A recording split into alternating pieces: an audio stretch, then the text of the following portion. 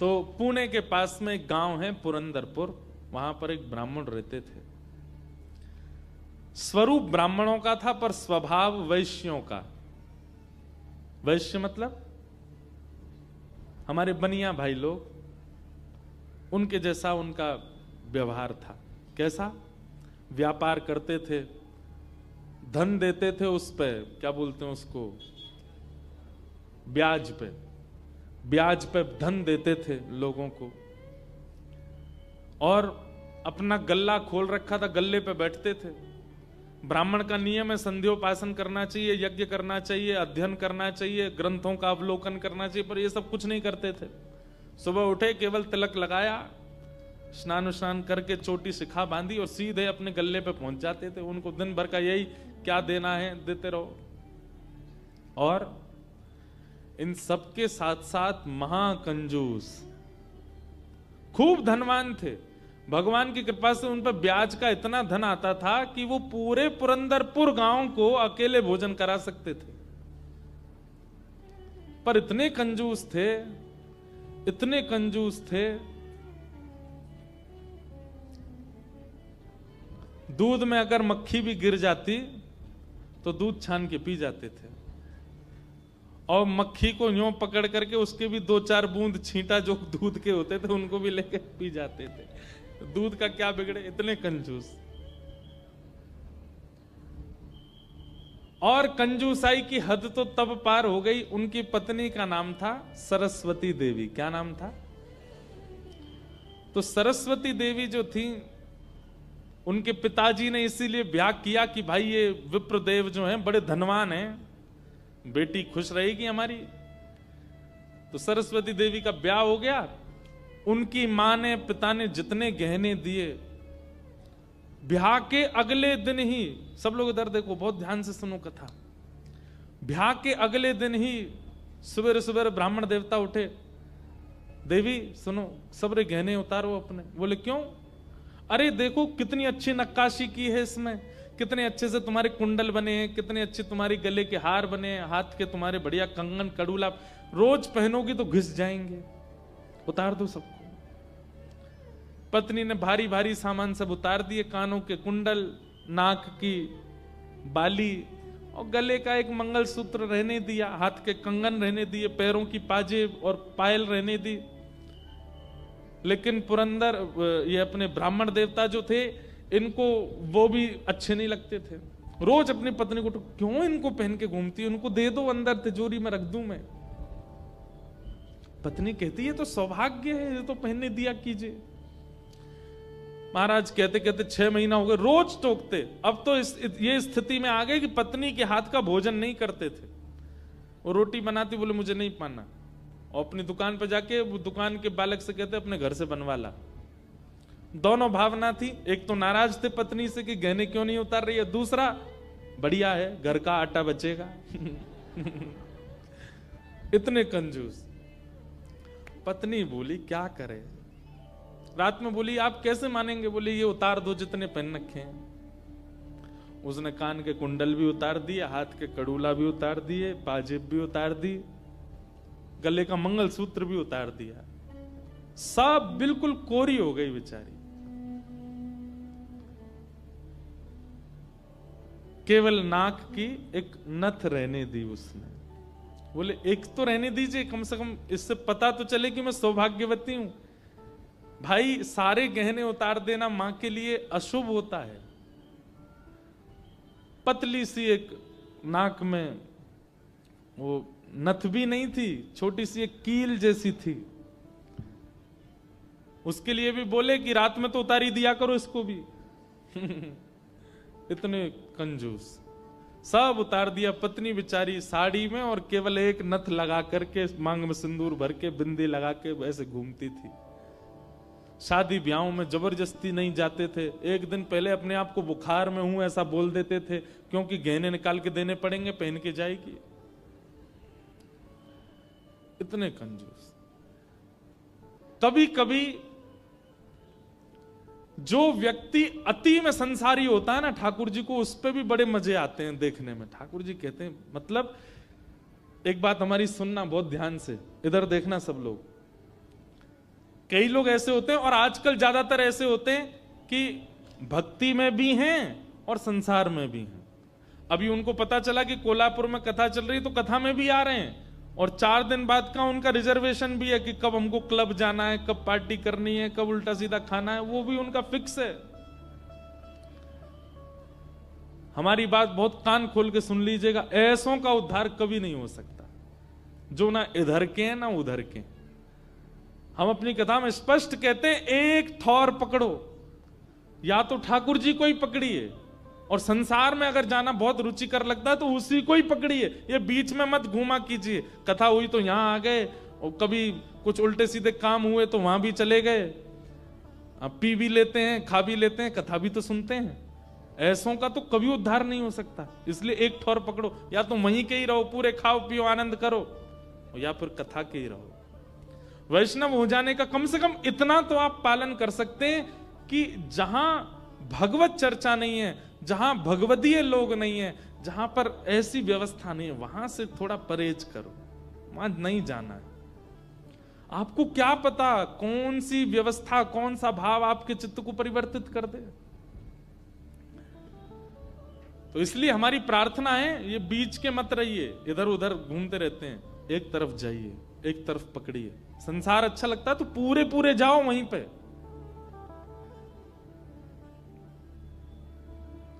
तो कभी कभी ठाकुर जी पूरे पूरे संसारियों पे भी ठाकुर जी रीझ जाते हैं। ठाकुर जी बोले, भाई ये ब्राह्मण देवता बड़ा बहुत अच्छा लग रहा हमको। क्यों? बोले इतना कंजूस तो हमने कभी नहीं देखा है, बहुत भयंकर कंजूस है। ठाकुर जी का मन आ गया उस पर। अच्छा, जो पत्नी थी ना सरस्वती देवी, वो बड़ी भक्ता थी, वो तो नाम जप भी करती थी, वो दर्शन करने के लिए भी जाती थी, लेकिन ये नहीं जाते थे उसके साथ। वो अपने माता पिता के मायके जब जाती थी तो मायके वाले लेके जाते थे उसको दर्शन कराने, ये तो कभी नहीं लेके जाते थे, तो कंजूस थे, खर्चा होगा। और मायके भी खुद नहीं लेके जाते, इनके भाइयों से बोल देते तुम्हें ही आके ले जाओ, उसमें भी खर्चा ना हो मेरा। सोचो कितनी ऊंचे लेवल के कंजूस। तभी ठाकुर जी का मन आ गया इस पे, तो इसको देखूं मैं एक बार। और हमारे श्री पंडरीनाथ भगवान, श्री विठल भगवान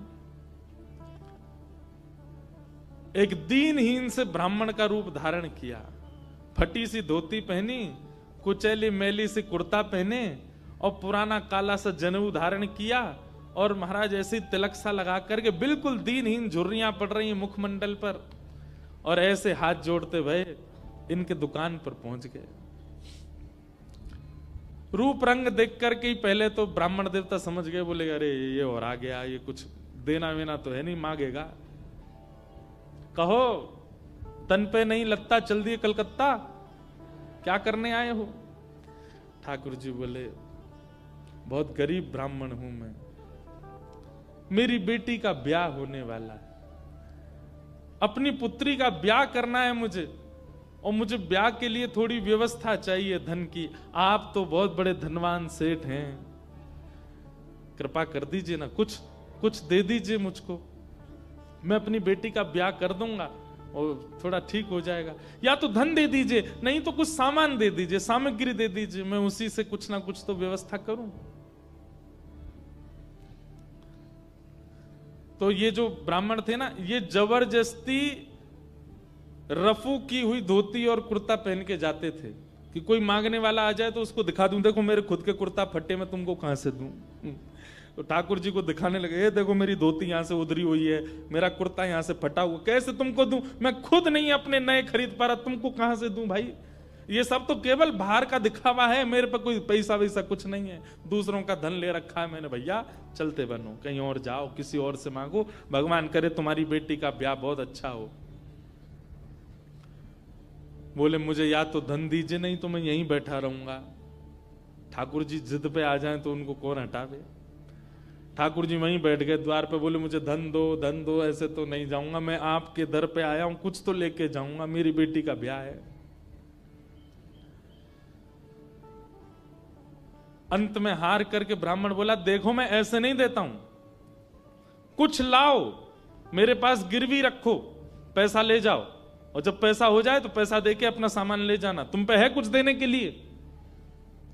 ठाकुर जी बोले मुझ पे तो कुछ भी नहीं है, मुझसे कुछ काम करा लीजिए दुकान में, मैं ये कर दूंगा, आपकी साफ सफाई कर दूंगा, इतना कर सकता हूं, उसके बदले कुछ दे। बोले उसकी जरूरत नहीं है, सब है नौकर चाकर मेरे पास, मैं तुम्हें बस इतना कह सकता हूं कोई मूल्यवान सामग्री दो, पैसा ले जाओ, और जब पैसा हो जाए तो पैसा वापस दे के सामग्री ले जाना। मतलब इतना भी दान नहीं कर सकता मैं।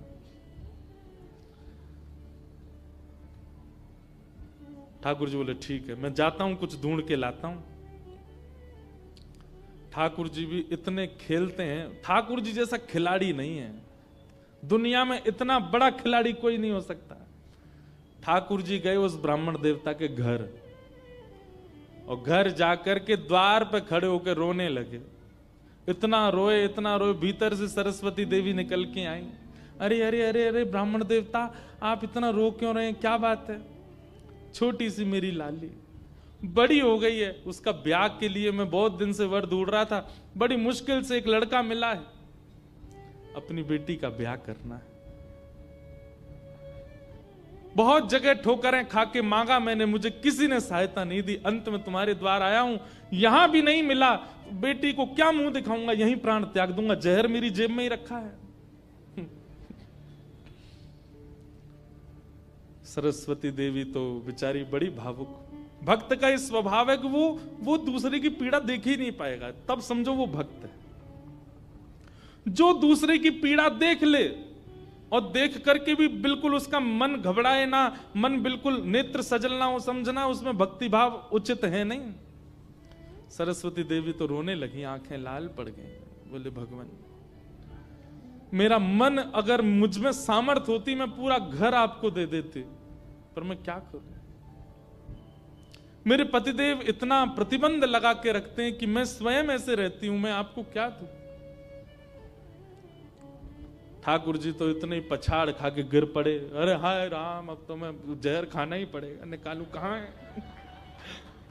सरस्वती देवी रुकी रुकी रुकी, ऐसा मत कीजिए भगवान, चरण पकड़ूं आपके, मेरे पास एक ही वस्तु है। और तुरंत अपनी नाक की जो कील थी वो निकाली, और निकाल करके बोले ये ले जाइए, इससे थोड़ा बहुत धन आपको मिल जाएगा, स्वर्ण की है, आप अपनी बेटी का ब्याह तो नहीं कर पाएंगे पर कुछ व्यवस्था तो हो जाएगी आपकी। ठाकुर जी तुरंत, जहर भी पता नहीं कहीं गिर गया था, बढ़िया तुमने दे दिया, अब मैं कुछ कर लूंगा व्यवस्था। ठाकुर जी वो कील उसकी नाक की ले ली और सीधे गए उस ब्राह्मण की दुकान पर। देखो कितने उद्यमी हैं ठाकुर जी, और उसके दुकान पर जाके सीधा ले ले, और इसके बदले अब ला पैसा दे मुझको, तू कह रहा था ना कुछ सामान दो, उसके बदले पैसा मिलेगा, ये ले सोने की कील नाक की, धर ले अपने पास, ला पैसा दे। ब्राह्मण देवता ने जैसी कील देखी, ये आपको कहां से मिली? बोले उससे तुझको क्या, तू तो पैसा दे। मुझे कहां से मिली इससे तेरे को मतलब नहीं होना है, तू पैसा दे मेरे को, मेरी बेटी का ब्याह है, और अब मैं तेरे से भीख नहीं मांग रहा हूं, चीज रख के गिरवी तब ले रहा हूं, ला दे।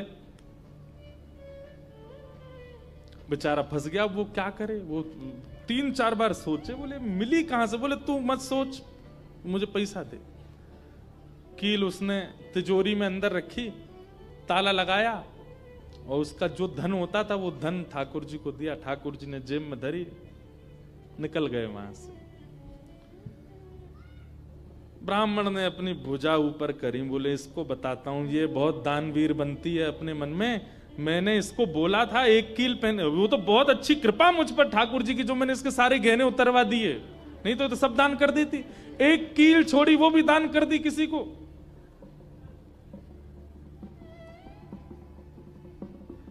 पहुंच गए। अब यहां वो ब्राह्मण जा ही रहा था अपने घर, उससे पहले दुकान का जो मुनीम था वो बेचारा सरस्वती देवी को बहुत मानता था, कभी कभी सहायता कर देती होंगी उसकी। वो सेठ जी से, इनसे ब्राह्मण देवता से पहले ही दौड़ के गया और जाके बोला मैया आज बचो आप। बोले क्यों, आपने कोई कील दी थी किसी को? बोले हाँ, दी तो थी, एक ब्राह्मण के ब्याह के लिए दे दी थी, क्या हो गया? उसने जाके वो आपके पतिदेव को ही दिया और बदले में ले गया पैसा। सरस्वती देवी, हाय नाथ अब नहीं बचूंगी, वो तो बहुत डांटेंगे। बोले वो आ रहे हैं, दुकान बंद कर दी उन्होंने, वो सीधे धोती चढ़ाए ऊपर चले आ रहे हैं सीधे, आप बचो। सरस्वती देवी बोली कहां जाऊं? हे पांडुरंगा, हे विठलनाथ, हे मेरे प्राणनाथ, मेरी रक्षा करो। ये कैसा नियम आपने मेरे आज जीवन में पहली बार तो कुछ दान किया, वो भी एक ब्राह्मण बेचारा अपनी हत्या करने पर तुला था तो मैंने किया। ये कैसा आपने खेल किया ठाकुर जी, कैसे भी मेरे पति को रोको। लेकिन इतनी डरती थी अपने पति से, इतनी व्याकुल हो गई, तुरंत विष ले लिया। बोली कि मैं उनका क्रोध नहीं सह पाऊंगी, उनकी मार पिटाई डांट नहीं सह सकती, उससे अच्छा तो मैं प्राण त्याग दूं अपने। और श्री पांडुरंग भगवान विठल की सामने सुंदर चित्रपट था, उसी के सामने नेत्र सजल हैं, हाथ में विष का प्याला लेकर के, और बस देखती जा रही है। बोले नाथ मैंने किसी और उद्देश्य से नहीं किया, केवल एक ब्राह्मण की पुत्री का ब्याह हो जाए इसलिए किया, मेरे पति मुझे छोड़ेंगे नहीं, इससे अच्छा मैं प्राण ही त्याग रही हूं। मुझे पता है शास्त्रों में प्राण आत्महत्या करना जघन्य अपराध है, पर मेरे पास और कोई उपचार नहीं है। और जैसे ही अपने मुख से लगा करके विषपान करने लगी, इतने में ही ऊपर से वो नाक की कील आकर के उसके पात्र में ही गिरी, और जैसी खन्न से आवाज हुई, नेत्र खोल करके देखा, भीतर अपने हाथ को डाल करके जैसे ही निकाला तो वही नाक की कील उसके हाथ में आ गई। और नाक की कील हाथ में आते ही इतने में ही वो ब्राह्मण का प्रवेश हुआ। प्रवेश होते ही उसने भीतर से किवाड़ लगाई, ढूंढने लगा कहां है, कोई साधन मिले इसको बताता हूं। पत्नी सामने खड़ी थी, कहिए कहिए, आज कुछ कहूंगा नहीं, आज तो करूंगा, तू बता तैने किसी को दान कैसे किया बिना मुझसे पूछे? तू क्या दान किया? तेरी नाक की कील कहां है बता। पत्नी ने अपना हाथ आगे किया, ये रे। उस ब्राह्मण ने जाकर के कील उठाई, तेरे पास कहां से आई? बोले मेरे पास ही थी। नहीं ये तेरे पास नहीं है, ये तो मेरे पास वहां रखी है तिजोरी में भीतर, चाबी मेरी यहां डली हुई है, तेरे पास कहां से आई? बोले मेरे पास ही है, अब बहुत दिन से पहनी हुई थी, साफ करने के लिए उतारी थी थोड़ी सी। ऐसा हो ही नहीं सकता है, मैंने इसके बदले मूल्य दिया है एक ब्राह्मण को, और ये मेरी तिजोरी में रखी है, चाबी मेरे पास है। तो रुक, अभी अभी रुक, मैं अभी जाता हूं। और कील अपने संगी लेके गया, गए, जाकर के दुकान खोली, चाबी लगा करके खोली, तिजोरी जैसी खोल करके देखा उसमें वो कील थी नहीं, वो हाथ में थी। ब्राह्मण बोला ये कोई स्वप्न नहीं है, ये कोई अचंबा नहीं है, ये कुछ और है। नेत्र सजल हो गए, दौड़ करके घर आया, बोले मुझे सच बताओ क्या हुआ। पत्नी बोली सच बताऊं? बोले हाँ, मैंने ही ब्राह्मण को दी थी। हाँ वो ब्राह्मण वृद्ध सा, उसके कुर्ते फटे थे, उसकी धोती उधरी सी थी। बोले हाँ उसी को दी थी, वो मुझे दे के गया था और मैंने ये तिजोरी में रखी, तो फिर तेरे पास आई कैसे? बोले मुझे जब पता चला कि आप क्रोध करके आएंगे और मेरे को बहुत सुनाएंगे, डांटेंगे, मारेंगे, तो मैंने सोचा कि मैं इससे अच्छा तो अपने प्राण त्याग दूं।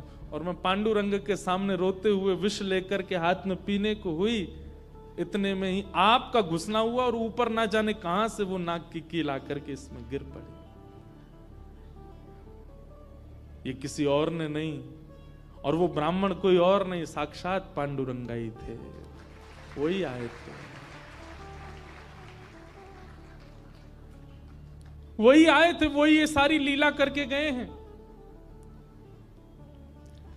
मैंने जीवन भर भजन किया, जीवन भर विचार किया, दान करूं, पुण्य करूं, सत्कर्म करूं, यज्ञ करूं, पर आपने मुझे कभी अनुमति नहीं दी। अरे दुनिया के लोग कमाते हैं और दान करते हैं, पर हम कितने भाग्यशाली हैं कि स्वयं पांडुरंगा आए और आकर के हमारे कमाए गए धन को स्वयं लेकर के दान करवा के गए, ब्राह्मण बन के स्वयं अपने हाथ में लेकर के गए। ये आप पर और मुझ पर कृपा है। उसी समय ब्राह्मण ने मन में सोचा, मैंने जीवन में एक कार्य भी अच्छा नहीं किया, मैंने जीवन में एक कृत्य भी ऐसा नहीं किया जिससे ठाकुर जी मुझसे प्रसन्न हो, लेकिन मैं इतना अधम, इतना पापी, इतना दुष्ट, इतना अयोग्य, फिर भी मुझे ठाकुर जी ने इस योग्य समझा। और योग्य क्या समझा, मेरी दुकान पर आकर के ठाकुर जी याचना कर रहे थे कि मैं कुछ दे दूं। मैं कितना बड़ा दुर्भाग्यशाली कि ठाकुर जी मेरे द्वार पर आए और मैंने कुछ नहीं दिया उनको, उनसे हट किया, उनसे कहा कि कुछ लेके आओ तभी तुमको दूंगा। मेरी वजह से ठाकुर जी को श्रम सहना पड़ा। कितने कृपालु हैं बंधुओं ठाकुर जी, आपके अवगुण नहीं देखते। मैं एक बात कथा में कहा करता हूं कि मानव में और परमात्मा में अंतर क्या है। मानव वो जो सब अत्यंत गुणवान में भी अवगुण देखता है, और ठाकुर जी कौन, जो अत्यंत अवगुणी में भी एक गुण देख लेते हैं, इसमें ये गुण है। हम आप कैसे हैं, हमारे सामने 100 प्रशंसा कर दी जाए एक व्यक्ति की, और वो व्यक्ति हमारे सामने आ जाए तो हम उससे 5 मिनट मिलने के बाद जब वापस जाएंगे तो वो कहेगा, बताओ कैसा था, अच्छा था ना लड़का, मैंने उसके बारे में तुमको बताया था, अच्छा ठीक था, लेकिन उसमें भी ये कमी थी। हम कमी बहुत जल्दी ढूंढ लेते हैं। और ठाकुर जी अत्यंत अयोग्य, अत्यंत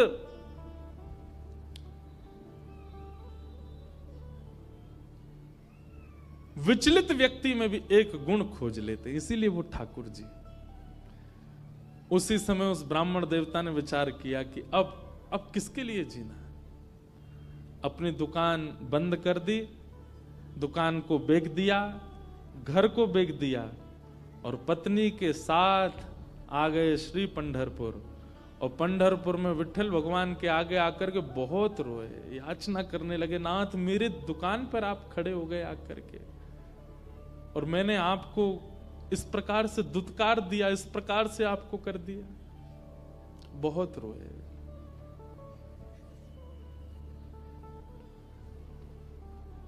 आहा,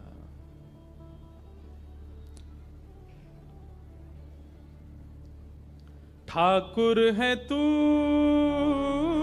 मैं तेरा पुजारी, ठाकुर है तू मैं तेरा पुजारी। सब लोग पुकारो, ठाकुर है तू मैं तेरा पुजारी, ठाकुर है तू मैं तेरा पुजारी।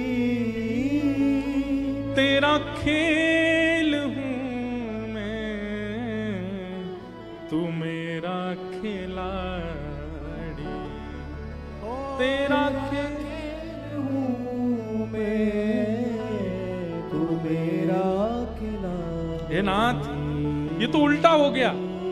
आप खिलाड़ी हैं और मैं खेल हूं, आपको मुझसे खेलना चाहिए, पर मेरे द्वार पर आकर के आप मांगते रहे और मैं मना करता रहा, मैंने गलत किया ना। और तब से उन्होंने पंढरपुर निवास कर दिया, सब छोड़ करके केवल पांडुरंग भगवान के सामने बैठ के कीर्तन गाते। उन्हीं का नाम फिर हो गया भक्त पुरंदर। बोलो भक्तराज पुरंदर की।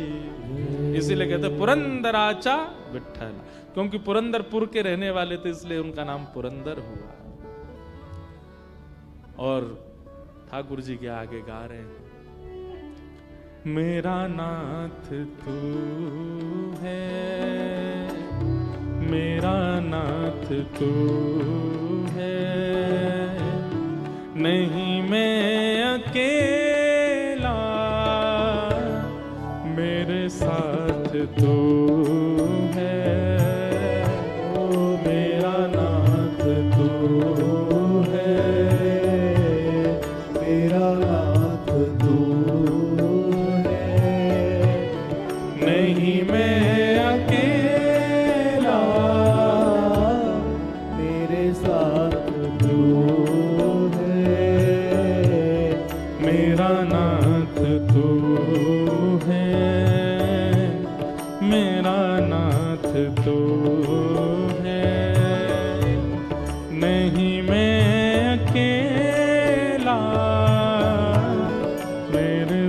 नाथ तू है, मेरा नाथ तू है, मेरा नाथ तू है। नहीं मैं अकेला, मेरे साथ तू है, मेरा नाथ तू। श्री राधा रमण लाल की। रहो।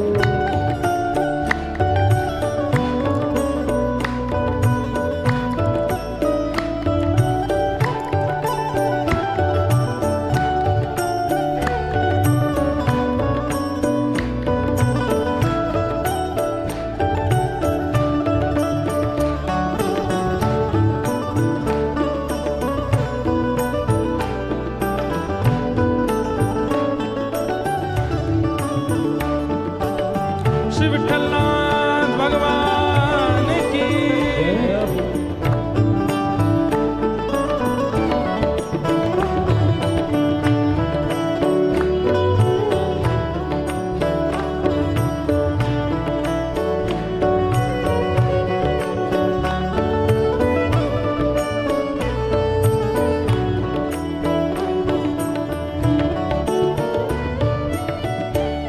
चला जा रहा हूँ मैं राह पे तुम्हारे, चला जा रहा हूँ मैं राह पे तुम्हारे, चला जा रहा हूँ मैं राह पे तुम्हारे, चला जा रहा हूँ मैं राह पे तुम्हारे,